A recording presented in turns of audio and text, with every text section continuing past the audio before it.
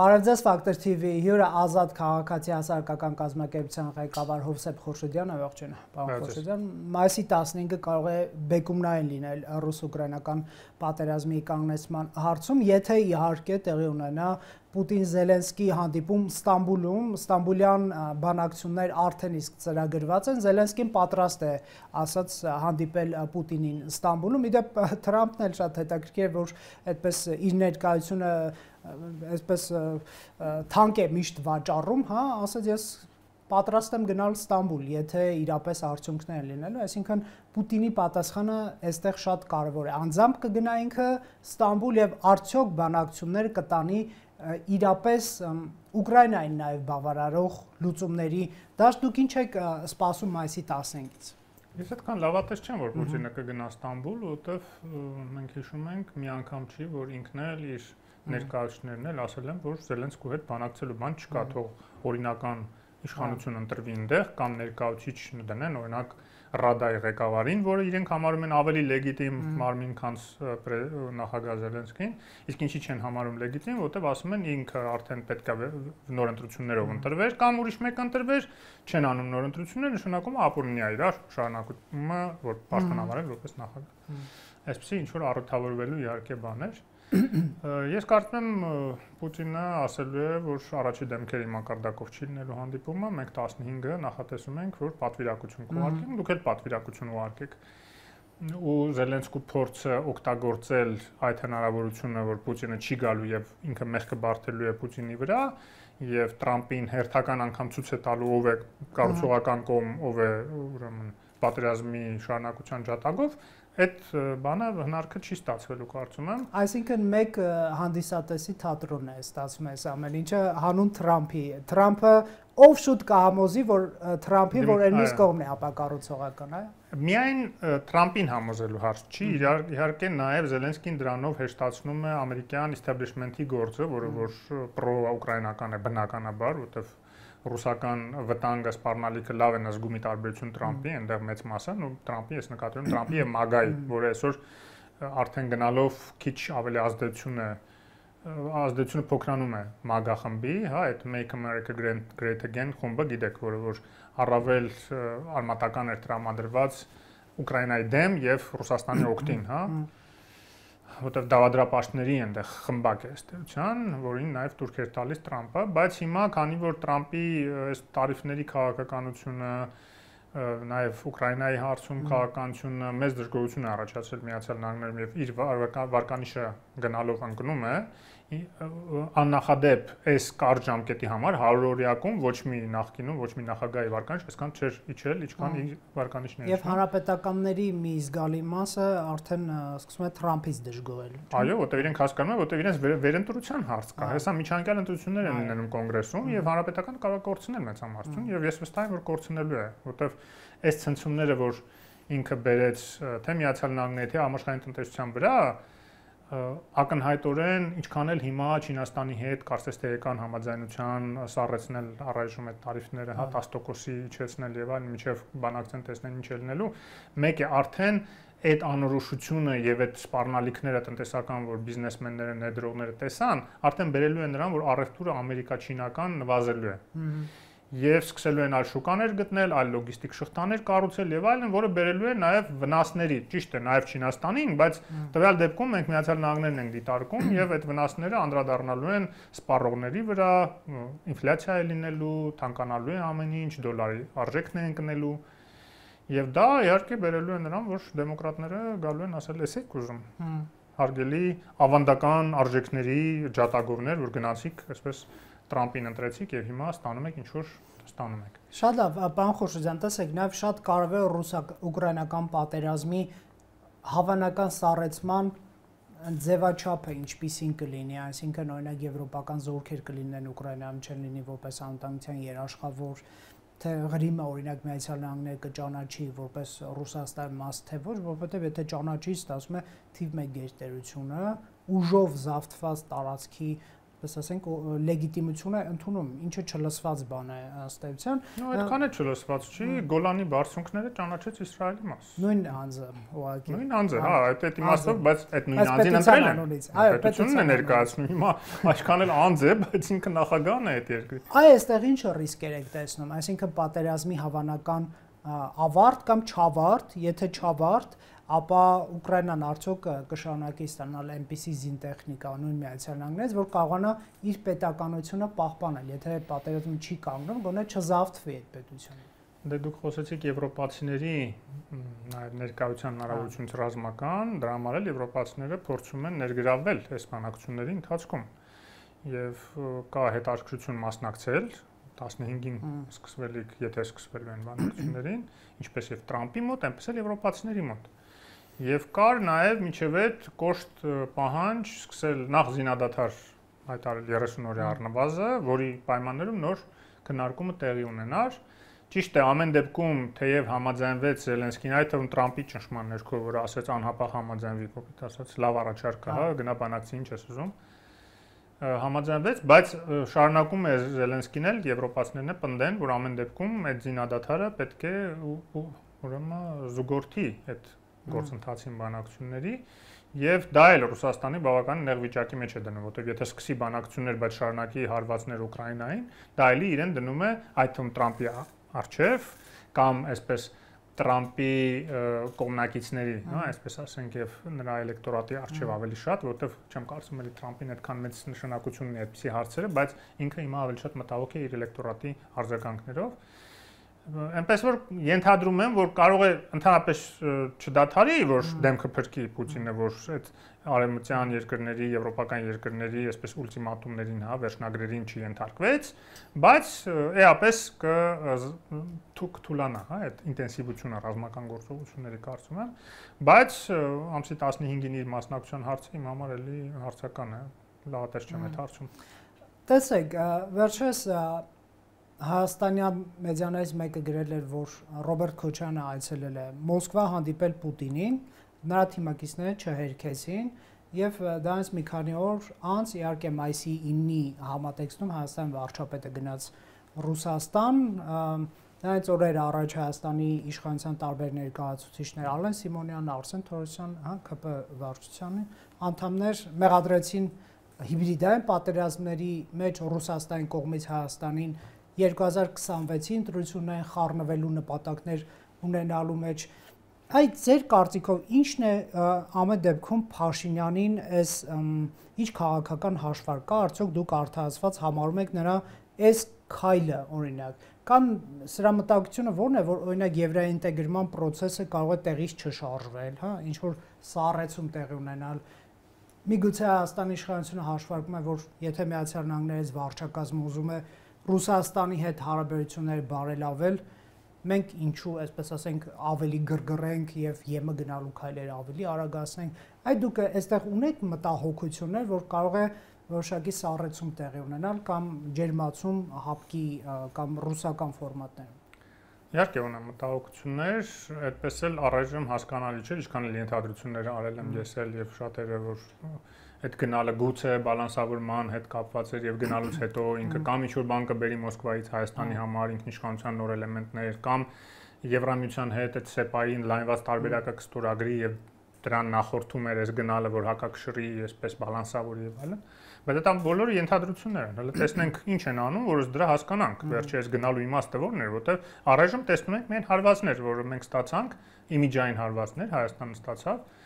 չհրավիրվեց նաև հայտնի հանդիպմանը, ինչպես եւ Վրաստանը եւ Ադրբեջանը, հա։ ԵՄԱ-գնախարարներ։ Այո, ԵՄԱ-գնախարարներ, բայց թեև լավ է, որ Եվրոպական համայնքի հավաքին, կարծես թե հրավերը ստացել է քաղաքական համայնքի հանդիպմանը հրավերը ստացել է, որը այս ամսվա մայիսի վերջին պետք է տեղի ունենա, դա էլ լավ է։ Ամեն դեպքում ես արտահայտել եմ այն միտքը, որ այսպիսի այցով չի, որ Հայաստանի արտաքին քաղաքականության հանդեպ վերաբերմունքը արևմուտքի պետք է որոշվի, որտեղ շատ ավելի լուրջ խորքային հարցեր կան եւ քայլեր կան, որ Հայաստանը արել եւ անում է։ Պատահական չի, որ Հայաստանը դեռ դիտվում է առանձին Վրաստանից էլ Ադրբեջանից էլ որպես ամեն դեպքում թե ավելի ժողովրդավար եւ թե դեպի ժողովրդավարություն եւ դեպի Եվրոմիություն գնացող երկիր։ Ի տարբերություն այն երկուսի, բայց ամեն դեպքում այսպիսի քայլերը եթե որևէ բան չեն տալիս Հայաստանին, անհասկանալի է, ինչի է արվում։ Դե օրինակ տեսեք, պարոն Խոչոջյան, նույն Մոլդովայի գործող իշխանությունը ստացավ շատ լուրջ հարվածներ,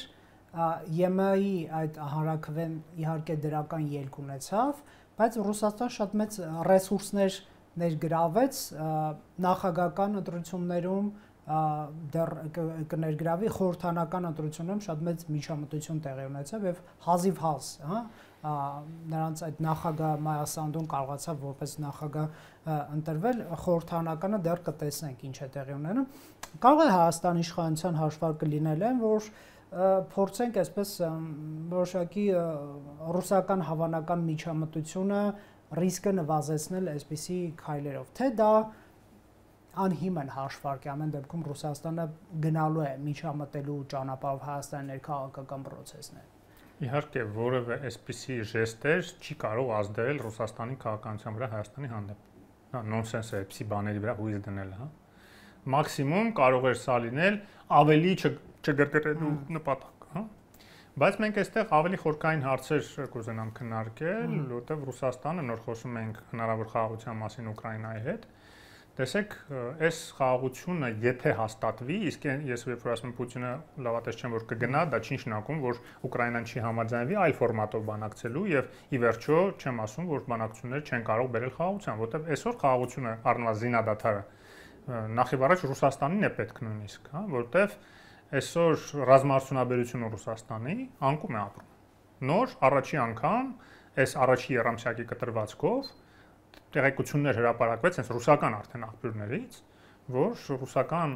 ռազմական արդյունաբերությունը ճիշտ է ինքը այնտեղ տնտեսության վիճակագրության մեջ, օրինակ տանկերը գրվում է այլ տրանսպորտային միջոցներ, չի գրվում տանկ եւ չի գրվում զրահամեքենա եւ այլն, բայց այդ այլ տրանսպորտային միջոցների արտադրությունն է անկում սկսում ապրել, հրետանու, ավիացիան էլ չեմ ասում, հա, որ չկա ըստ էության ավիացիայի արտադրություն Ռուսաստանում, իսկ անկում է ապրում ոչ թե որտեղ որոշ Պուտինի Z ուրեմն բլոգերներ ասում են, հա, այս հերահար նպատակ է, ուրեմն վաղուց էր Պուտինը պլանավորում, որ զինադադար է լինելու, ու դրա համար արդեն կամաց-կամաց իմաստ չունի այդքան արտադրել, ոչ, որովհետև դա խնդիրներ է առաջացել եւ մատակարարումների հետ կապված, եւ ուրեմն այդ ամորտիզացիայի հետ կապված բոլոր այդ հաստոցների, որոնց մի զգալի մասը արտասահմանյան են, եւ դրանք շարքից դուրս են գնում, որտեղ անխնաշահագործվում են 3 սմենով, հա, եւ ուղղակի այդ ռեսուրսը դրանց սպառվում է եւ իրենք ուզեն չուզեն արդեն նվազում է այդ արտադրությունը եւ միաժամանակ Եվրոպայում հակառակը 1 տրիլիոնի գումար են հատկացնում ռազմական նաեւ արդյունաբերություն զարգացնելու ուղղությամբ եւ այդ մրցավազքում ակնհայտ է որ կամաց-կամաց Ռուսաստանը պարտվելու է եւ այդ մրցավազքն էլ նոր գործիքներ են եվրոպացիները գտել ոնց կարող են նաեւ աջակցել Ուկրաինայում ռազմաարդյունաբերության եւ արտադրության զարգացմանը ուղղակի ուրեն գնելով ուկրաինական ռազմաարդյունաբերողներից զենք եւ մատակարարելով Ուկրաինայի կառավարությանը եւ այդ ամբողջը բերում է նրան որ Պուտինը հասկանում է որ այսպես չի կարող շարունակվել եւ ինքը տանուլ է տալու հենց ռազմաճակատում եւ նման պայմաններում ինքը բնականաբար հիբրիդային պատերազմի է անցնելու որովհետև հիբրիդային պատերազմը այդ տեսակետից շատ ավելի դյուրին է։ Քարոզչության համար հաստոցներ պետք չեն, հա։ Պետք են մի քանի Սիմոնյաններ, Սոլովյովներ եւ դեմ հիբրիդային պատերազմ։ Հարևանների, այ դուք Մոլդովան նշեցիք, ես էլ ասում եմ նաեւ Հայաստանի, Վրաստանում աշխատում են սերտ համագործակցելով գործող նաեւ վրացական իշխանությունների հետ, հա։ Այդ Ադրբեջանում է որ իրենք չեն կարողանում ոչինչ անել, որտեղ այնտեղ մաքրել է Ալիևը բոլոր գործակալական ցանցերը, ես միշտ այդ նշում եմ բոլոր հանդիպումներում որ նույնը միջև Հայաստանը չանի, կախված է մնալու Ռուսաստանից, որտեղ անկախության հիմքերի հիմքը այդ KGB-ի ցանցերը մաքրելն է, լուստրացիա անելն է, որոնք միջև ողնաշար ուղնուծուցը մտել են բոլոր պետական համակարգերը հետ խորհրդային միություն երկրների։ Ադրբեջանը լուստրացիա չարեց հրապարակային, բայց ոչ հրապարակային, շատ լավ իմանալով իրենց KGB-շնիկներին, հայրը KGB-ի գնդապետ էր եւ բանի Պոլիտբյուրոյի տեխնացու անդամ է եղել, հա, կրծրեր Ալիևի հայրը։ Եվ ինքը այդ ամբողջ ինֆորմացիաներին տիրապետում է եւ բոլորին ոտը կտրեց պետական համակարգից էլ ամեն տեղից էլ եւ դրա համար էլ Ռուսաստանը ոչ մի ազդեցության լծակ չունի ներսից Ալիևի վրա 5-րդ շարաշուն դա գոյություն չունի այնտեղ եթե նույնիսկ կան ինչ որ մարդիկ որ քննադատում են եւ այլն դա արևմտամետներն են որոնք հիմնականում արտագաղթել են, որտենց նրանց էլ է հալածում Ալիևը։ Էլ չեմ խոսում նաև այնտեղ կա նաև իսլամիստական խնդիր, նրանց էլ բոլորին բանտարկել է, որտեղ նրանք էլ Իրանի ազդեցության տակ են։ Այսինքն բոլոր արտաքին միջամտությունները վերացրել է եւ այստեղ նույնիսկ դիկտատոր լինելու հետ դա կապ չունի։ ինչի ժողովրդավարական արևելաեվրոպական երկրները որ լյուստրացիա են անում, այդ ոնց հաջողացրեցին մաքրել իրենց պետական համակարգերը, պոչը կտրեցին ռուսական գործակալների։ Ես հիշում եմ Ռոբերտ Քոչարյանի հարցազրույց 44-օրյա պատերազմից հետո, երբ որ նա այսպես էր փորձում բացատրել, թե ինչու Ռուսաստանը մեզ չօգնեց եւ այլն, եթե դուք նրա գործակալներից մաքրում եք, սկսում եք մաքրել տարբեր համակարգեր, բերում եք մի մարդու, որը այդ գործով է զբաղվում, Արգիշտի Քյարամյանի նկատի ուներ հավանաբար, ինչ եք ակնկալում։ Սա արդյոք Հայաստանի իշխանությունը ինչպես է ընկալում այս հարցը, ինչ եք դուք մտածում։ Վտանգ է նրանց ներկայությունը ակնկալում, թե հնարավորություն է ակնկալում, որովհետև դա նաև ինչ-որ իմաստով խողովակ է նրանց պետական մարմինների հետ շփվելու։ Միանշանակ, ես դրա մասին շատ եմ խոսել, որ իհարկե դրվատանքով եմ արտահայտվել Արգիշտի Քարամյանի հենց այդ հատվածի, իր աշխատանքի այդ հատվածի մասին, որ ինքը սկսեց այդ չիստկան նույն ԱԱՑ-ում եւ ահագին մարդկանց հանեց։ Չնայած իրեն փոխարինելուց հետո շատերին հետ բերեց այս գործող Աբազյանը, հա։ Եվ դա շատ վտանգավոր է, որ չեն կարողացել իշխանությունները արմատախիլան, դա միայն ԱԱՑ-ի համակարգը ոչի։ ԿԳԲ-ի ցանցը ամենուր է, քննչական մարմիններից, դատախազությունից, նախարարություններից, նույնիսկ մեդիաները եւ քաղաքասարակությունը։ Երբ որ մենք ասում ենք մեդիաները ֆինանսավորումների թափանցիկությունը ճշտեք, մաքրեք, ապահովեք օրենքի մակարդակով, մի թույլ տվեք, որ ստվերային ֆինանսավորումներ լինի, բայց բացի դրանից նաեւ այնտեղ գործակալական ցանցի հարցը կա։ Այդ բոլորը իլյուստրացիա պետք է արվել։ Ոչինչ եթե չի արվում, եթե այդ գործը կիսատ թողնվեց Քարամյանի հանելով, կիսատ թողնվեց այդ գործը։ Իսկ մենք հիշում ենք ոնց հանվեց Ռուսաստանի պահանջով։ Պատերազմի ժամանակ։ Հենց պատերազմի օրերին, երբ որ անվտանգության ծառայությունների հարաբերությունները ինֆորմացիա ստանալը Հայաստանի համար շատ կարևոր էր, այնտեղից ասել են մենք Քարամյանի հետ չենք աշխատում, ստիպված Նիկոլ Փաշինյանը հանեց ու իրենց ուզած մարդուն դրեց։ Եվ դա շատ վտանգավոր է։ Եվ նման պայմաններում, երբ որ ելի եմ ասում, Ադրբեջանը մաքրել է եւ ինքնուրույն է այդ հարցում, իսկ մենք ասում ենք դաշտը բաց թողել ենք ռուսները, որտեղ ուզում են քիթը խոթում են, ինչ ֆինանսավորում թեթև կարող են տան, շատ էֆեկտիվ աշխատում է։ Եվ Գյումրի ընտրություններում մենք նաեւ արդյունքները արդեն տեսանք, իսկ ես կասեմ, որ արդյունքները հետևանքները։ Բայց դրանց պետք է դասեր քաղել։ Ոնց կարելի է թողնել այդ դաշտը, Մոլդովայում էլ տեսանք նույնը եղավ։ Նույնիսկ Վրաստանում լյուստրացիա չարեց Սաակաշվիլի եւ իր դեմ շրջվեց դա։ Այդ ամբողջ գործակալական ցանցը իր դեմ աշխատեց եւ հաջողացրեցին, որովհետեւ ստվերային գաղտնի աշխատողները նա է, պարոն Խուրշիդյան, որ դե գործ ունեք Ռոբերտ Քոչարյանի հետ, Սերժ Սարգսյանի հետ, մարդիկ հերթական անգամ կվախենան նախկինների վերադարձից եւ կգան մեզ կընտրեն։ Երևի դա է իրենց հույսը։ Դա այն ժամանակ է աշխատում, երբ որ քեզանից հասարակությունը այդ աշճանի հիասթափված չի, ոնց որ հիմա է։ 21 թվականին այդ աշճանի հիասթափված չէր հասարակությունը Նիկոլ Փաշինյանից, իսկ պատերազմի արդյունքները կարողացան նաև իրենք էլ, մենք էլ բացատրել, որ դա միայն գործող իշխանությունների պատասխանատվություն չի, թեև նաև իրենց պատասխանատվություն է, բայց հատկապես նախորդ իշխանությունների այս վիճակի բերելու հետևանքն է այդ ամեն ինչը։ Եվ հասարակությունը հասկացավ, որ հա, այդքան միանշանակ միայն դրա համար գործող իշխանությունը միայն մեղադրել պետք չի եւ գնաց, կարողացավ այդ քայլը անել, գնաց իրենց ընտրեց։ Բայց այս անգամ այդպես չի լինելու, որտեղ այս տարիների ընթացքում նաև խորը անվստահություն առաջացավ այն չկատարված խոստումների պատճառով, որ իշխանությունները խոստացել են մարդկանց, մեկ մուրճով, մեկ եսի մինչով։ Իշխանությունը ասում է անկախ դատական համակարգ ենք ստեղծել, թող գնան զբաղվեն այդ գործերով։ Ուզում եք հրահանգ տանք, պարոն Խուրշիդյան։ Դե տեսնում ենք ոնց են իրենք անկախ դատական համակարգ ստեղծում։ Տեսնում ենք ոնց են տարբեր դեպարտամենտներում խնամի ծանոթ բարեկամներով տեղավորում։ Ես անդադ դրա մասին գրում եմ Facebook-յան էջում, ֆիզիկապես հնարավոր չէ, այսքան անդադ եթերների ժամանակ ազգանուններով չնայած ժամանակին նաև թվարկել եմ։ Դա միայն դատական համակարգը չի իդեպ։ ՊՎՑ-ն է, քննչական մարմիններն են, դատախազությունն է, նույնիսկ վեթինգ չարեցին։ Իսկ վեթինգը դա միայն ունեցվածքի թալանի մասին չի։ Վեթինգը նաև նրա մասին է, որ այն քննիչները, որոնք որ հեշտ ու հանգիստ կարողացել են մարդկանց գլխին գործեր սարքել, դատախազները, քննիչները, դատավորները ու տանել բանտ նստացնել անմեղ մարդկանց քաղաքական պատվերով։ Այդ նույն քննիչները հիմա աշխատում են քննչականներում եւ པարզ չի, որ այդ մաքուր ազնիվ աշխատանք չեն ապահովելու իրենք եւ նույն ձևի ազդեցությանը ենթակա են լինելու նախկինների այդ թվում։ Շատերն էլ գործողների, որտեղ սովոր են պատվեր ստանալ եւ այլն եւ այլն։ Եվ անկախ դատական համակարգ այդպես չեն կառուցում, ոչ էլ պետաիրավական համակարգ ընդհանրապես, ոչ միայն դատական։ Հիշում եք, երբ որ ամենասկզբից վեթինգի մասին մենք սկսեցինք խոսել ԱԱՑ-ում հատկապես եւ բանը Վանեցյանը այն ժամանակ ԱԱՑ-ի պետն էր։ Դուրս եկավ ասեց, բայց ինչի միայն ԱԱՑ-ում, բոլոր մարմին քննչական դատախազություն ոչ կա, այո, համաձայն ենք, շատ ճիշտ էր ասում։ բայց ոչ ինքը արեց, ոչ ինքը զբաղվեց դրանով, ոչ նաև Նիկոլ Փաշինյանը Ռուստամ Բադասյանի թեթև ձեռքով այդ սաբոտաժը որ գնաց, բայց նաև ինքը համաձայնվեց դրան, որ պետք չի վեթինգ անել, որ շատ խնդիրներ կլինի, մենք այդքան կադրեր չունենք, որ հանցագործներին փոխարինենք նորմալ մարդկանցով, լավ, այլ դե թողեք ուրեմն հանցագործներին, թող իրենց գործը շարունակեն։ Բայց այս կիսատությունը իշխանությանը ինչ որ իմաստով քաղաքական իմաստով ավելի ճիշտ ձեռնտու չի, այ Դատեն Քոչարյանին օրինակ պայմանական Քոչարյանի անունը տանք էլի,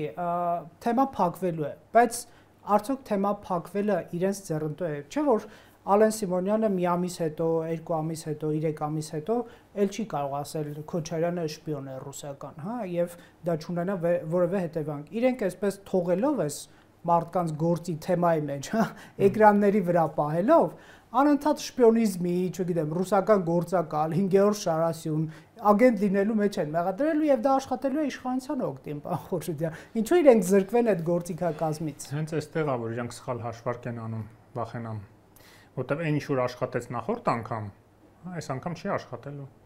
Իրենք սև-սպիտակ դաշտը, հա, 21 թվականին 18 թվականին նաև ավականում, հա, այդ Մարությանի հայտնի թեզն էր, որը Նիկոլ Փաշինյանը սկզբից հերկեց, ասաց, չէ, դա սխալ է, որ մենք բոլորին սևացնում ենք, բայց հետո երևի գցե բռնել են, ինչի՞ չէ, որ սևացնենք բոլորին, իսկ այնտեղ բազմաթիվ ընդդիմադիր ուժեր կային այդ ժամանակ մրցապայքարի մասնակցող 18 թվականի ավականու Երևանի ավականու ընտրություններն եմ ասում, որոնք որ պայքարել են ոչ պակաս ԿՊ-ից եւ Նիկոլ Փաշինյանից այդ նախկին թալանչիների դեմ։ Եվ նույնը եղավ Գյումրիում իդեպ։ Նույնը եղավ ինքը բոլորին, հենց ինքը անձամբ բոլորին էլի սևացրեց, որ բոլորը եկել են թալանը պաշտպանելու եւ այն, չհասկացա, Բալևն Բարսեղյանը եւ չաշխատեց դա իրականում։ Դա իրանց համար չաշխատեց, այո, ինքը ամեն դեպքում ինչ որ իմաստով սևացրեց, նաեւ կարողացավ, հա, այդ դաշտը սև-սպիտակի վերածել, բայց այդ սև-սպիտակի մեջ ցավոք սրտի գյումրեցիները գնացին սև ընտրեցին, եթե իրենք համարում են, որ իրենք էլ սպիտակներն են, էլի։ Եվ վախենամ մյուս անգամ էլ նույնն է, եթե այլընտրանք չձևավորվի, արդեն խորհրդանական ընտրություններում, ինչքան էլ այո, թիմ ընտրությունները մի քիչ ուրիշ են, ավելի այսպես թաղային շրջանակները ավելի ակտիվ աշխատեցին եւ մարդիկ ուրիշ սկզբունքով էին ընտրում, այնտեղ արտաքին քաղաքականություն չկա։ Այո, արտաքին քաղաքական, անվտանգային թեմաներ չկար եւ այլն, բայց կապ չունի։ Եթե տենդենսը արդեն կա, իդեպ ընդդիմությունը, պսևդո ընդդիմությունը, հա, այս ընդդիմությունն իրենց չեմ ուզում անվանել, որտեղ իրենք քաղաքական ուժեր չեն, քրեա օլիգարխիայի մնացուկները, իրենք բայց անվտանգային հարցերը բերեցին, խցկեցին, վախացնելով գյումրեցիներին, թե օ, տեսեք, այս եվրոպամետ ուժերը, որ ուզում են գան, հեսա հանելու են բազան եւ թուրքերը գալու են հարձակվեն եւ այլն, այսպեսի թեմաներ սկսեցին օգտագործել։ Ռուսաստանը մեզ աջակցում է, կգա մեզ էս կանի, մենք ներդրումներ կբերենք, հա, կբերենք եւ այսինքն նաեւ արտաքին քաղաքական եւ անվտանգային հարցեր իրենք սկսեցին խառնել, հասկանալով, որ իրենց մանիպուլյացիան, եթե չեն հակադարձում, իսկ դիմացիները չէին հակադարձում, որտեղ Եվրակվեն թիմ հարցեր էր բարձրաձայնում, որտեղ թիմ հարցերում նոնսենս են անվտանգային հարցեր քննարկելը, եւ այդտեղ իրենք կարողացան հաջողել, բայց նշանակում է, որ այս պարլամենտական ընտրություններում էլ նույն մեթոդաբանությունը օգտագործելու են, եւ իրենք արդեն հաշվարկում են, որ մի քանի շարաշունով են գնալու, եւ այդ շարաշունները չեն լինելու Ռոբերտ Քոչարյանի եւ Սերժ Սարգսյանի դեմքով, նո առնվազն Սերժ Սարգսյանի մասով, որտեղ կացած է Քոչարյանը մի շարաշուններից մեկը երևի ղեկավարի, հա։ Եվ այդպես մի քանի շարաշունով խափելով ժողովրդին, որ չէ սրանք Քոչարյան Սերժ չեն, ուղղակի այլընտրանք են եւ այլն, հետո կգնան կմիավորվեն պարլամենտում եւ չի բացառում մեր մեծամասնություն ստանան, եթե այլընտրանք չլինի եւ ժողովուրդը տեսնի, որ պետք է ընտրելի ԿՊ-ի եւ նախկինների միջեւ։ Այսինքն դուք տեսնում եք այդպիսի հավանական սցենար, Գյումրիի սցենարը տարածել Հայաստանի Հանրապետության մասշտաբով, գնալ տարբեր այսպես ուժերի, դեմքերի, նորահայտ, անհայտ, հին եւ այլն։ Կարծում եմ, որ հենց այդպես են անում, բաց տեքստով ասում են։ Ասում է, այո, ասում է մենք Սերժ Սարգսյանի հետ ունենք տարբեր տարաձայնություններ, տարբեր հարցերի շուրջ, բայց կարող ենք համագործակցել ԱԺ անցնելու պարագայում։ Ստացվում է, այսպես ասենք, իդեպ քանի որ այս օրերին էլ հեղափոխության 7-րդ տարին է լրանում, Հայաստանի իշխանության, այսպես ասենք, ձեռքբերումները ներքին ժողովրդավարացման իմաստով, հա, այ ինչ կարող եք առանձնացնել, ինչու է այս հարցը արդիական, ինչու է Փաշինյանը ինքը կանգնում եւ խոստովանում, որ գյուղացիներն ինձ ասում են ասֆալտի եւ մանկապարտեզների թեմայով մեզ մի ցրի, ասա Քոչարյանը ինչու նստած չէ, ինչով եք սա պայմանավորում, 7 տարի է, չէ, անցել պարոն Խոչարյան։ Ախր միայն Քոչարյանի հարցը չէ։ Հա, էլի։ Լավ, ասենք թե Քոչարյանի Սա շատ պայմանականն է, այսպես հարցը։ Չէ, պայմանական է, բայց կարևոր հարց է, որովհետև կոնկրետ Քոչարյանի դեպքում եղել է ուղիղ ճնշում Վլադիմիր Պուտինից։ Մենք դա գիտենք։ Սահմանադրական դատարանի, որ Քոչարյանին ազատ արձակի Նիկոլ Փաշինյանը։ 21-ի ընտրություններից առաջ էր։ Այո, դա պատերազմից առաջ էր։ Պատերազմից առաջ արդեն Քոչարյանին ազատ էր արձակել։ Եվ դա ուրիշ հարց է, որ հիմա նաև այդ Ռուսաստանի դավաճանությունից եւ այլնից հետո ինքը ավելի ազատ է իրեն զգում եւ հիմա դատական համակարգը էլի հետամուտ է եղել վերագործարկել այդ գործերը եւ ոչ միայն ապօրինի գույքի մասով, այլ նաև մարտի 1-ի, հարցով համանական դատարանի հայտնի որոշումը հիշում եք։ Բայց համենայն դեպս այդ ուրիշ հարց է, բա մնացածին լավ, այս Քոչարյանը հասկացան։ Այն մնացածին որ ասում եք դե դատական համակարգը ինքը աշխատում է, մենք հրահանգներ չենք տալիս։ Ես էլ ասում եմ, բա որ դատական համակարգը, պետաիրավական համակարգը, քննչական մարմինները, դատախազությունը վեթինգ չեք անում։ Այդ շոշափուկներով նախկինների հետ կապված քննիչներին եւ այլն չեք հանում։ Պարզ չի որ սաբոտաժ են անելու, հետո զարմանում եք, ասում եք, հենց դուք եք ասում եք, մեր գործերով նույնիսկ, ասում եք Արարատ Միրզոյանի գործով, միջև հիմա բան չի եղել, լավ է, էլի։ Աշխարհս լույս։ Հա, փաստորեն դուք նույնիսկ ձեր գործերով չեք կարողանում տիրապետել համակարգին, որ օպերատիվ աշխատեն, տարիներով չձգեն։ Իսկ դրա պատճառը ինչ է, որ մարդիկ չկան, պրոֆեսիոնալիզմը չի հերիքում, դա սաբոտաժ է, որտեղ չեք մաքրել, ու ներսից գնում է սաբոտաժ։ Անգրագետ բաները, գործերը, որ սարքում են, հենց հատուկ են նաև անգրագետ սարքում, որ գնա դատարանում փլուզվի։ Այդ ագրագետ սարքելու համար իրենք փող են աշխատում, այն մարդկանցից ում ունեցվածքը պետք է այդ դատարանում հետո խլեին ու չի խլվելու։ Դե հիշում եք մարտի 1-ի գործի, այսպես ասենք, դատախազական վերահսկողություն, ընդհանրապես դատախազական ֆունկցիաները իրականացնում էր Արթուր Դավթյանը, որը իշխանությունից իր դատախազական համակարգից դուրս գալուց հետո հակաիշխանական ակտիվիստի դերով, այդպես ընդդիմադիր ելույթ էր ունենում։ Հիմա Փաշինյանը քանի հոգի ունի այդպիսին համակարգերում դրած, ինչ եք կարծում։ Ում հանել է, դարել են նախկինների հետ, գնացել են նախկինների հետ միտինգ։ Սկսած Վանեցյան, Օսիպյան, սա, այսինքն Դավթյանը ինչ գործ ուներ շարունակել պաշտոնավարել հեղափոխությունից հետո կարող եք ինձ բացատրել։ Այսինքն ում համար հայտնի չէր, որ ինքը ով է, ինչերի մեջ է ներքաշված, եւ քանի հոգու փախցրեց նաեւ, քանի օլիգարխի փախցրեց այդ ապնդումներից, լինելով այդ պաշտոնին։ Այսինքն եթե կարելի է SMS-ով մարդկանց հանել գործից, այդ Դավթյանին հնարավոր չէր, հանել։ Ես մեծ էլ հավատացի հեղափոխությունից հետո։ Էն էլ հեղափոխությունից հետո, որ ասենք մի հատ ալիք էր ելնում, ասենց սոցիալական ցանցերում հերիք էր, մի հատ թեթև ալիք անել Դավթյանի իրախոդով, ասենց վեշերը հավաքելու էր գնալ։ Այդ ո՞նց եղավ։ Այո, այստեղ գալիս ենք մտածելու, որ գուցե այդ նախկիններին այդքան թուլացնել, այդքան ձեռ չէր տալիս, որ հանգարց ալտերնատիվ այլընտրանք չառաջանա իր դեմ։ Բայց դա իր դեմ է աշխատելու նաև, իր եւ ԿՊ-ի եւ գործող իշխանությունների։ Այստեղ երևի ամենակարևորը Հայաստանում հակաժողովրդավարական հետընթաց թույլ չտալու հարցն է, քան թե ինչ-որ մի խմբի իշխանություն լինել չլինելու, պարոն Խորշիդյան, որովհետև իշխանությունները գալիս եւ գնում են, բայց այդ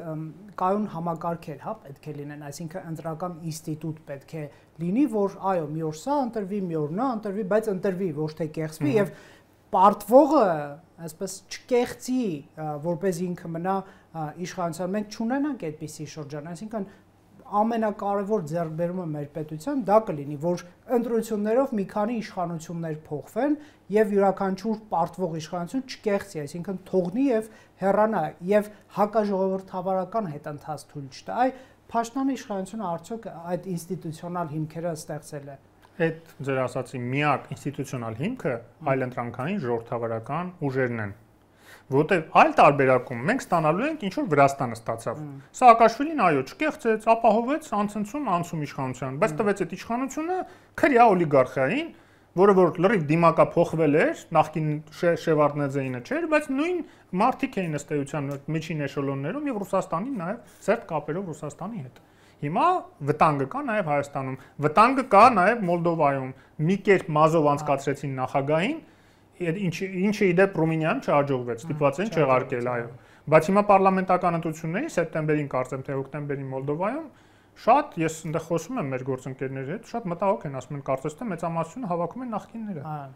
Եվ այդ ռուսական ռոպագանդան է այդտեղ ազդում, միլիոնավոր դոլարները, որ բան են դրել են։ Տեսեք, այդ միլիոնավոր դոլարները նաև այստեղ որ բերում էին, եւ ես դրա մասին հազանգում եմ։ Այստեղ գործակալական ցանցը ամենաշատը դրանից էր դժգոհում, ամենաշատը ինձ թիրախավորեցին, հետ փողերի պահով, որ ես բացահայտել եմ, թե ինչ հսկայական մուտք է գործել, այդ թվում այդ հայտնի տերտերական շարժման ժամանակ, քաղաքական տերտերական ճակերտնավոր անցած տարվա մայիսին, ռուսական փողերի մուտքը Հայաստան։ Տեսնեիք ինձ ոնց են թիրախավորել գործակալները եւ գործակալիկները։ Բա, որտեղ իրենց ամենաթույլ տեղն է, այդ փողերը պետք է ստանան, որ այստեղ կարողանան այդ հեղաշրջումները եւ խժդժությունները իրականացնեն։ Կարմուշկայից կտրվելու են, չէ՞։ Իսկ Ռուսաստանի համար հիբրիդային այդտենց ֆինանսավորումները շատ ավելի հեշտ են, քան թե հսկայական ռազմարդյունաբերությունով, պատերազմով ինչ որ հարցեր փորձել լուծել։ Տեսան, որ չեն կարողանում։ Եվ հակառակը տեսան, որ հիբրիդայինով հեշտ Ռումինիայում կարողացան հաղթեն։ Ըստ էության հաղթեցին, եթե ռումինացիները չբռնեն սահմանական դատարանով բանով չեղալ հայտարարեն այդ ընտրությունները, հենա վերցել են էլի Ռումինիան իրաց դրածոին դարձնում են նախագահ։ Տրված աճ պահպանողական Սիմեոնը, եթե չեմ սխալվում, ինքն էլ է այդ գծի մեջ էլի, հակաեվրոպական գծի մեջ եւ նույն այն նախորդի համեմատ գոնե մի քիչ ինչ որ moderate է, ասենք միջանկյալ տարբերակ է, բայց համենայն դեպս իրենք տեսան, որ դա է աշխատում։ Իսկ դա այնպեսի բան է, որ այդտեղ եթե ռազմարդյունաբերության վրա, պատերազմի վրա օրական միլիարդավոր դոլարներ են իրանք ծախսում, միլիարդավոր բարեզբոն իմաստով, այստեղ այդ բոլոր հետխորհրդային բաները տիրույթը վերցնելու, խաղաղ ճանապարհը վերցնելու համար իրենց մի շաբաթվա պաշարն է պետք է ինչ-որ ռազմարդյունաբերության վրա են ծախսում։ Մի 7-10 միլիարդ դոլար հատկացնում են, ինչ ա եղել, ըստ ինչ 7 Հայաստանի համար մի 100-200 միլիոն էլ հերիք է։ Այ հարցերից մեկը դա է, միգուցե Հայաստանի իշխանության վերին էշելոններում ինչ որ ենթադրում են, որ Ռուսաստանի հետ կարող են գալ ինչ որ համաձայնության իրենց չխանգարելու այդ մոլդովական, ինչպես նշեցինք, այդ տարբեր ճակատներով այլ ուժերի չաջակցելու, թույլ տալու, որ այս իշխանությունը վերընտրվի, այսինքն այդքան ռեսուրս չներգրավել։ Միգուցե օրինակ ասածս հենց դա է, որ օրինակ եվրոինտեգրացիայի process-ը սառեցնել, դանդաղեցնել, քայլ չանել, օրենք ընդունել, բայց քայլ չանել եւ այլն, թեկուզ մինչեւ ընտրություններ, ասելով, որ մենք էլ մնանք ձեզ համար այնպես չի, որ վատ է, կառավարելի է, հապկից դուրս չեն գալիս ԵՏՄ-ից եւ այլն։ Միգուցե այս հաշվարկների հույս ունե։ Ես չեմ պնդում, ուղղակի հարց եմ, էլի հարցած։ Ես բացառում եմ, որ Ռուսաստանը նման, ինչպես արդեն ասացի, նման բանի կգնա եւ վստահությունը թեկուզ մասամբ կվերականգնի գործող իշխանությունների հանդեպ, հա։ Եվ չնայած պետք է չի, որ վստահությունը վերականգնի, Հայաստանի դավաճանած պետությունը պետք չի, որ վստահի մեր իշխանություններին, դա մեր իշխանություններին ի վնաս է։ Ուրիշ հարց, որ ես ավելի շատ ներքաղաքական տիրույթում եմ դա տեսնում, երբ որ իշխանությունը փորձում է այսպես մասամբ տիրապետել նաև պրոռուսական տրամադրություններ ունեցող էլեկտորատին, որը այնպես չի, որ ամբողջությամբ նախկիններին է պատկանում։ Մենք գիտենք, որ Նիկոլ Փաշինյանի կոմունակիստների մեջ շատերը հենց նաև պրոռուսական բաներ ունեն, ինչքան էլ որ իրենք հիմա փորձում են նաև նրանց էլ կամաց-կամաց բերել դաշտ, իրենց էլեկտորատին բերել պես եվրոպական դաշտ, բայց դա այդքան հեշտ չի ստացվելու, եւ ես դեմ չէի լինի նման մեթոդաբանությանը, որ մյուս պարլամենտական ընտրություններում, այսինքն քաղաքացիական պայմանագիրը այսպես միջանկյալ դեր զբաղեցնի, կենտրոնը վերցնի կոպիտ ասած, հա, այսինքն մի քիչ պրոռուսական, մի քիչ պրոարևմտյան, բայց ոչ այդքան, ասենք, ռադիկալ պրոարևմտյան, եւ նախկինների դեմ այդ բոլոր մարդկանց վերցնի եւ արևմտամետ ուժերը, որոնք որ եվրոպական ինտեգրման, Եվրոմիության անդամության կողմ են, որոնք որ գերակշռում են այսօր այդ տրամադրությունները, իրենք էլ վերցնեն այս մյուս թևը, հա, այսինքն այդ երկու թևով կարողանան մեծամասնությունը էլեկտորատի պահել։ Բայց ես կասկածում եմ, որ հաշվարկը դա է, որտեղ եթե հաշվարկը դալն էր, այս արևմտամետ թևին այդպիսի նախանձախնդրությամբ, այդպիսի դժկամությամբ չէր վերաբերի իշխանությունը, ոնց որ մենք տեսանք Գյումրիում։ Ինչ են անում, թիրախավորում։ Դե իհարկե, թիրախավորումը հավասարապես համ նախկիններից, համ ներկաներից էր մեր Եվրադաշինքի տեխնացուին եւ ընդեղի մեր քարոզարշավ, որ մենք իրականացնում ենք։ Դե մի անգամ չէր, երկու անգամ չէր, մենակ վարչապետի շուրթերից դա չհնչեց։ Էլ չեմ խոսում նաև հանրայինի լուսաբանումները եւ այլն եւ այլն։ Շնորհակալ եմ, պարոն Խորշուդյան, ինչ որ կիսատ է մնում մեր զրույցը, բայց իրադարձությունները արագ են զարգանում, վստահ եմ դեռ առիթներ կունենանք քննարկելու։ Հարգելի հեռուստադիտողներ, Factor TV-ում հյուրընկալել էինք Հովսեփ Խորշուդյանին։